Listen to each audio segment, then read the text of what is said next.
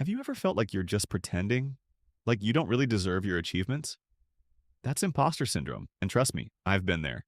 Hi, I'm Jay, and today I'm going to share a story about how I faced it head on and came out stronger. Stick around, you might find something that helps you too. Picture this. I'm 25, fresh out of college, and I've just landed my first big job at a marketing firm. My desk is covered with notes, my coffee's gone cold, and I'm surrounded by people who seem to have it all together. Meanwhile, I'm sitting there thinking, what am I even doing here? I'm not qualified for this. Sound familiar? Then came the real test. My manager asked me to pitch an idea to a huge client. My stomach dropped. I spent the whole week preparing, but every time I practiced, I heard this voice in my head. You're going to mess this up. They'll see right through you. I was drowning in self-doubt, and it felt like there was no way out. But here's where things changed. During a lunch break, I overheard a coworker, one of those perfect people, say, I feel like a fraud half the time. I couldn't believe it. This person who I looked up to was struggling with the same thing. Suddenly, I didn't feel so alone. That was my wake-up call. So I decided to do something about it.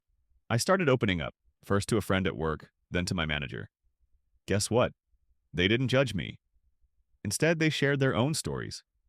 I also started writing down every compliment I got and every task I nailed. Slowly, I built a little pile of proof that I wasn't a fraud. Months later, I pitched another idea, this time with confidence. Was I nervous? Sure, but I didn't let that stop me. I realized imposter syndrome doesn't just disappear, but you can learn to manage it. For me, it was about shifting my mindset from I'm not enough to I'm enough for right now and I'm getting better. Want to try this yourself?